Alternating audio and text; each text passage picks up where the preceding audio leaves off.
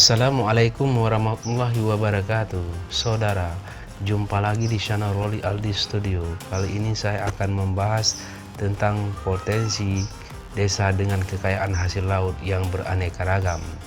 Sebelum saya membahas lebih lanjut, jangan lupa subscribe agar mendapatkan informasi video menarik lainnya. Desa Jamur Timur, Pemukiman Meraksa, Kecamatan Blangmangat, Kota Luk Semawe, yang letaknya di pesisir pantai Laut Selat Malaka. Mayoritas penduduknya berprofesi sebagai nelayan. Pada musim tahun lalu, desa ini dikenal sebagai penghasil udang rebon musiman yang dikeringkan secara alami. Dan saat ini lagi musiman kerang laut yang mengandung banyak protein dan gizi, sehingga banyak kalangan masyarakat yang berminat mencarinya, baik masyarakat lokal maupun luar daerah. Untuk mengetahui lebih lanjut, simak video berikut ini.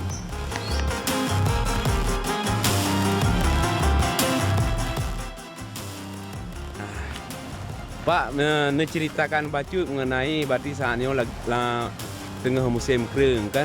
Jadi dalam halnya berarti paduk draw masyarakat ini yang memang khusus jatuh kering. Ya, memang punya ya jauh lembut. Kita kan kalau rutin lah wajar pada hari ya. Di uro. Mamanya untuk ya jauh menjaro. Dan terbatas hotel di saat ini gertu kan tu hotel ini sudah ada di itu. Mereka sangat ada orang yang dia jauh ini sebab ini ada tu anak satu menteri ya. Anaknya memang dalam jemaah angkau likutnya ramai penghuni minum kat jauh tu. Berbagai macam kampung atau pi kecamatan kah. Yang lebih hilang orang bak galak yang melalui laut. Memang kebetulan pas dengan orang kan agak laut percayu. Kampung lagi pu je tak kun. Lagi keinginan orang lah. Tapi sambil laut nak pucuk loh. Nak kira. Drone sebagai pengumpul kerang ini di kampung Jamur Timur, biasa haji paduk ne peblo sekilo.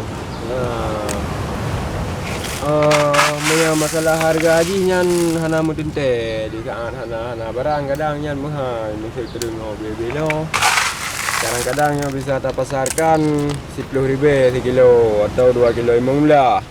Tapi punya di saat tengah banjir barang lagi nyo 5.000 sekilo. Banyak tak pergi dua.